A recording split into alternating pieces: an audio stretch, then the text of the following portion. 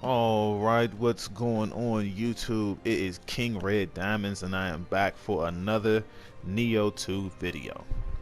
Today I am showing off my Taijutsu Master build. Now this build is focused purely on damage. There is no Susanoo this time with versatility.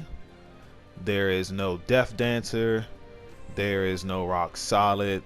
There are no status buffs or damage buffs whatsoever with this build. It is purely based off of damage. I am pairing the Ninigi's Grace with Takemi Nakata. Ninigi, as you can see, comes with life, damage taken minus 5%, key recovery speed plus 15%, active skill key damage plus 15%, and melee damage plus 30%.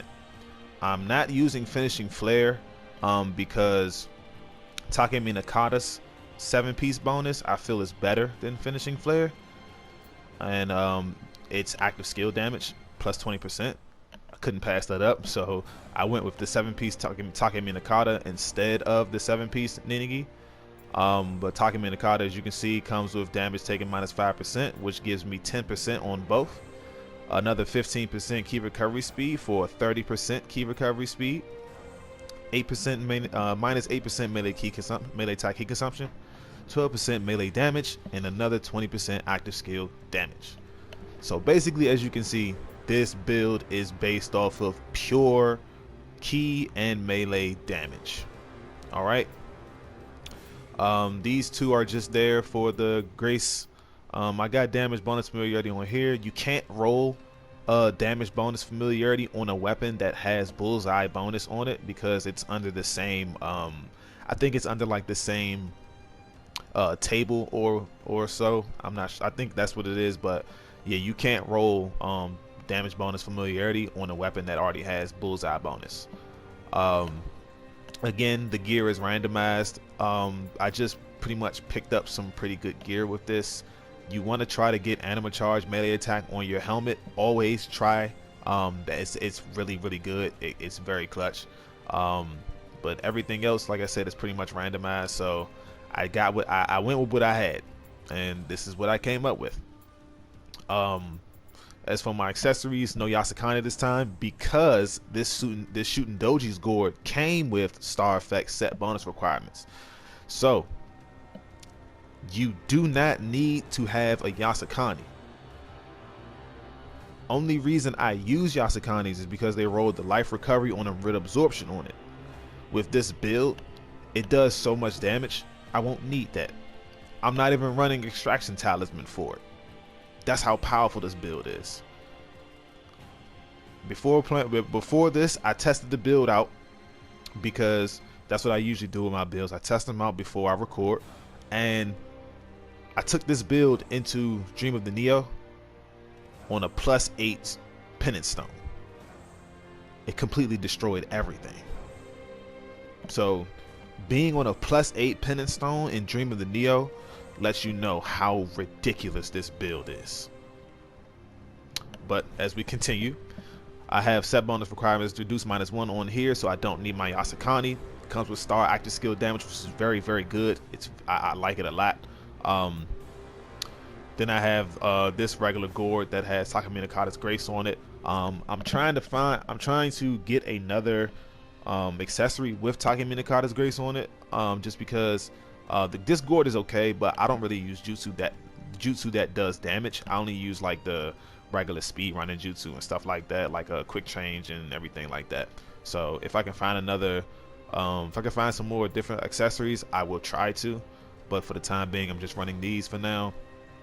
If you see, I have corrupted accumulation on them because I am running Tsuchigumo Claw Fist, which are pretty much the corruption fists. Of course, transform bonus courage on them because you know I have to have that on the fist weapons. They are very key heavy. You need transform bonus courage on your fist weapons if you use them. I really lucked up with these fists because I found star effect melee versus corrupted enemy on them, which is very good. The only thing that kind of, I guess, takes the damage of this weapon down is the melee versus corrupted enemy, because it conflicts with attack bonus courage, which I don't, as you see, I don't have that on here. If I do take off the melee versus corrupted enemy and I put attack bonus courage, I think it does do more damage. I'm not sure, but I feel like it does do more damage. But just for the build's sake, I kept melee damage versus corrupted just because it gives me a nice boost either way. So like I said, melee damage versus corrupted on there, star effect, got the Mystic Fist Dyad star effect, so it's really good. Scroll, I'm running Sentience Charge, Scroll, Ultimate Courage, Ultimate Heart, melee key damage. Very, very good.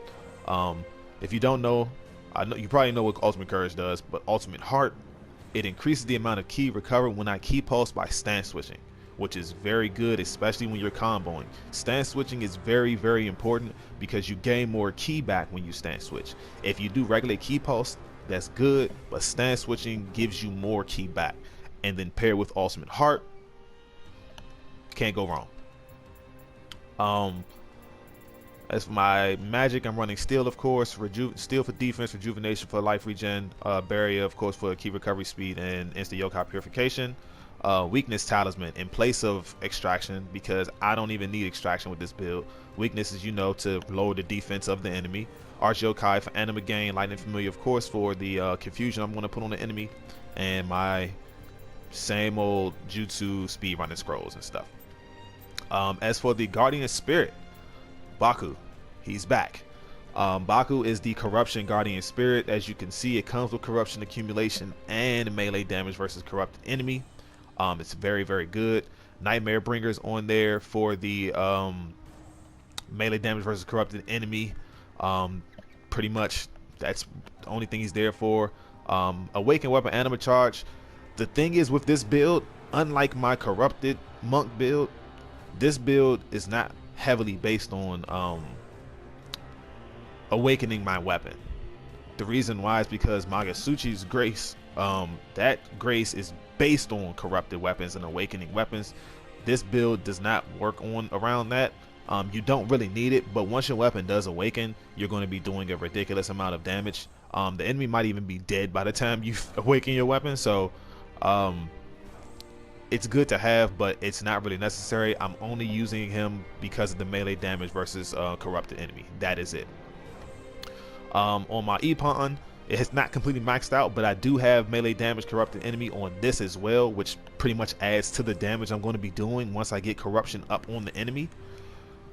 And a Gozuki, of course, again with another melee versus corrupted enemy, and it has an added bonus of anima bonus versus a corrupted enemy, anima bonus on corrupted enemy. So these are very, very lucky rolls that I'm getting with these. Like, I couldn't have asked for more perfect soul cores to put on this build. Like, it's very, very good. But I went over, I'm gonna go over these. I did remodel these to scale with courage and heart. Reason why is because of the ultimate heart. So I thought I might as well just, you know, scale it with both courage and heart. The damage output would be better scaled with both courage and dexterity, but since I'm not heavy on ninjutsu, I don't really need to put dexterity up. Like I said, it'd be better damage, but it doesn't really matter to me personally. If you like to use a lot of ninjutsu, then by all means remodel it for courage and dexterity, because you'll get A- in both instead of A- and B. But you know, it's all personal preference. If we come over here, I'll show you the stats. As you can see, I have 38.8% active skill damage. That is a lot. Okay, it's a lot. It's almost 40%. That's pretty good. Melee attack key consumption is minus 18%. Plus, I'm already getting my key recovery speed up high, so that pretty much like works very, very well with the build in itself. My melee damage is up to 19%, which is not bad. Melee versus corrupted is up to 44.6%. If I can get that to 50%, I'm going to be doing a massive amount of damage, especially when my weapon awakens, because when you use a corrupted weapon and it goes into its awakened state, it gets a flat 20% boost. 20% damage boost when your weapon is always awakened. So that added on to melee versus corrupted, almost at 50%. A lot of damage. Melee key damage is at 59%. Mind you, if I were to switch to Yumehame, which is the melee key damage Guardian Spirit, that would boost me all the way up to around 79% melee key damage, which is ridiculous. That's ridiculous. 79, almost 80% melee key damage if I switch to Yumehame. But the reason I'm sticking with Baku is because of the melee versus corrupted. It's balanced. I'll say that. It's more balanced than it would be with Yumehame. Active skill key damage is 21.9%, so that's pretty good. Corrupted accumulation is pretty much 50%, so with no problems there. But where we're going, key recovery speed is up to 40% key recovery speed, and that's without me using barrier talisman. So 40% key recovery speed is really good, especially for a key heavy based weapon like the fists.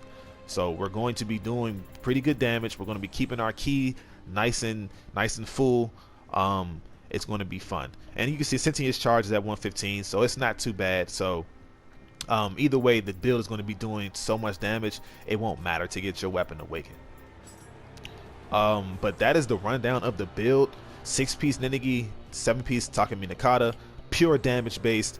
No gimmicks, no anything like that. No versatility, no Death Dancer, none of that other stuff. No sheathed weapon act, none of that. No damage boosts and nothing like that. Just pure damage.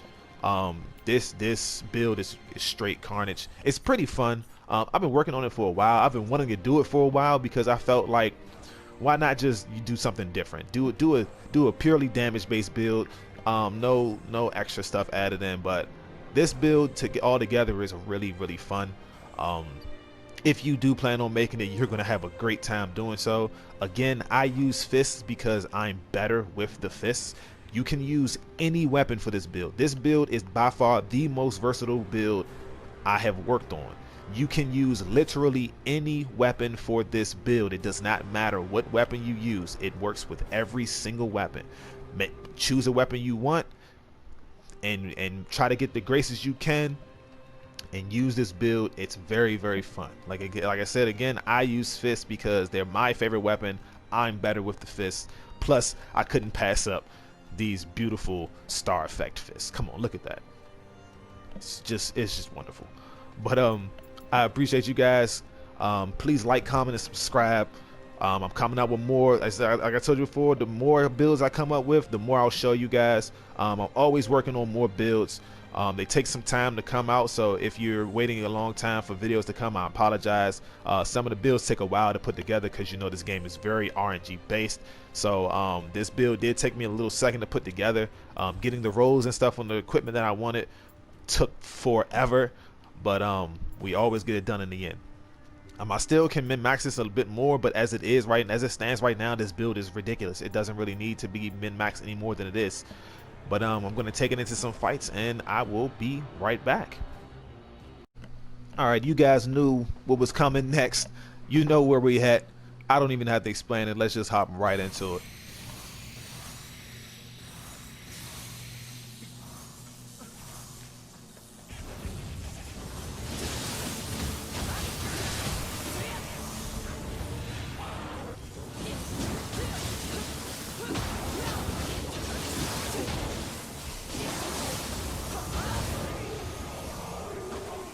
Look at that, weapons awakened already.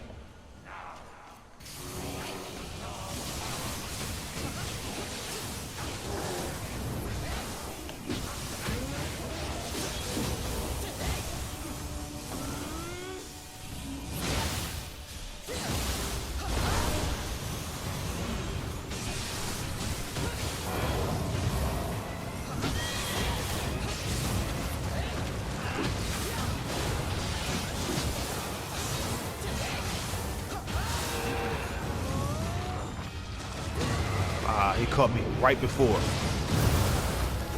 It's okay though. I'm gonna get him back.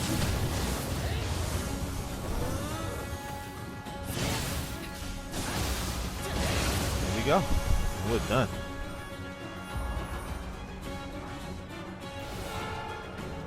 I think I did that in record time. But as you can see, this build is, yeah, it's ridiculous. Yeah, your weapon does not stay awakened as long as it would if you use like Magasui. But as you can see, look at the charge. It's almost back to full. You'll recharge the weapon faster. It'll go away faster, but it'll definitely recharge just as fast. It's like you're not going to be struggling for damage at all with this build. It's honestly ridiculous. But I'll hop into another fight to show off what it can do. Alright, we're back, guys, and I decided we're gonna hop into this one, Wave of Terror. This one is just like Refined Man of the Underworld, but pretty much tougher enemies. I think what is his name? Ryuma Sukuna and the guy with the hatchets. I can't remember his name, it's escaping me right now, but they both show up in here, so this is a pretty good mission to, I guess, test out this build. So let's hop right into it.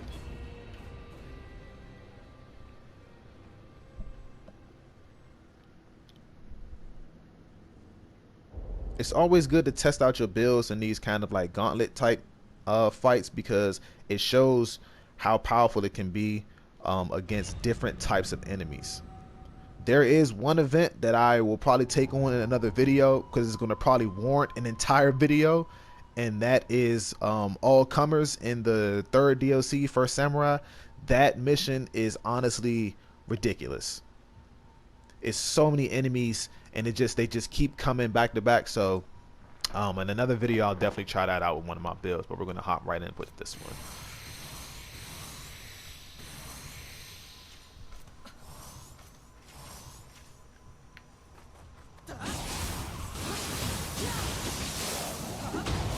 You caught me with that. You got to beware of the Gaki. They are ridiculous when they shoot you with, when they hit you with those paralysis puddles.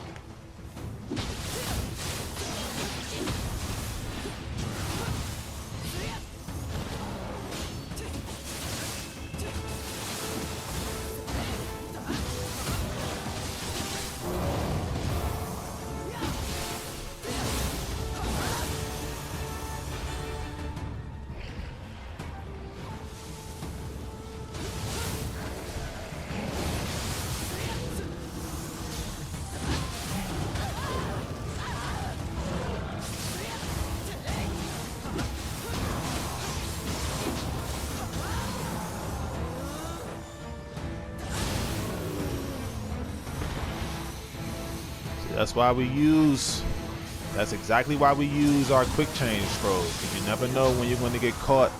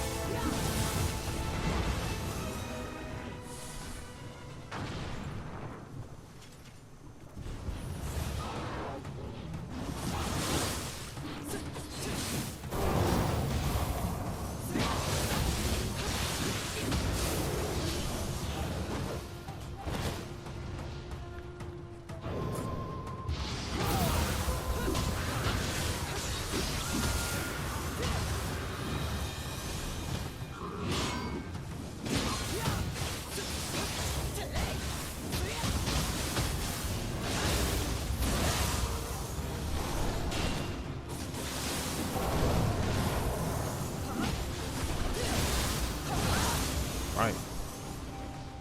This is a really good stage too, like, because it's a lot of enemies as well. Like, you're gonna run into a lot of enemies on this stage.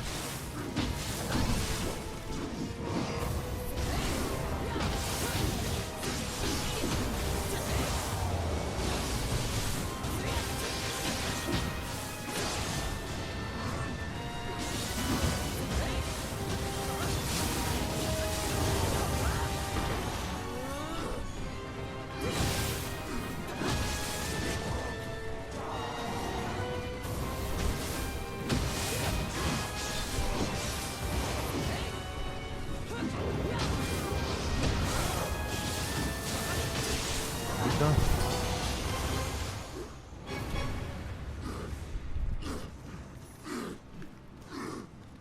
Got this beautiful loot right here.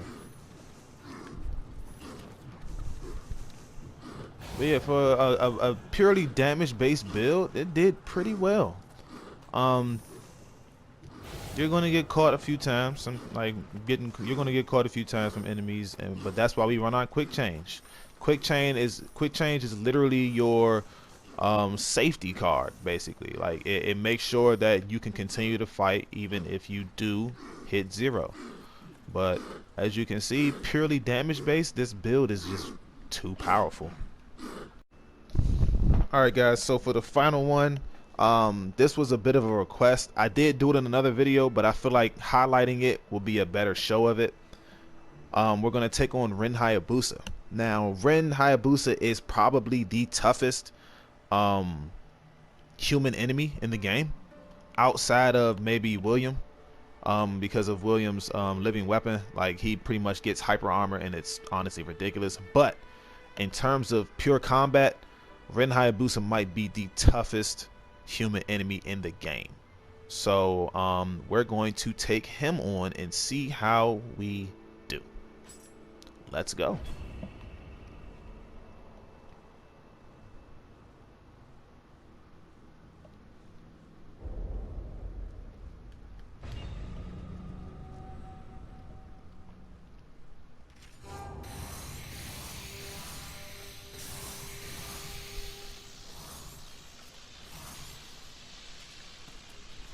Are you friend or foe?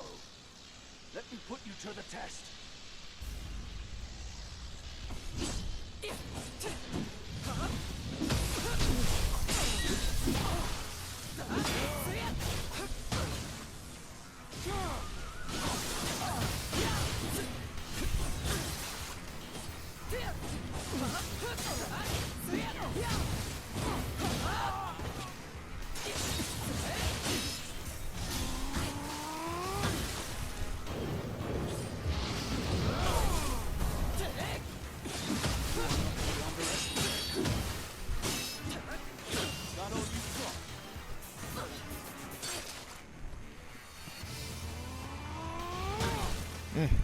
Caught me.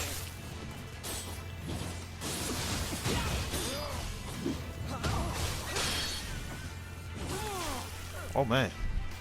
See, that's why we use our quick change.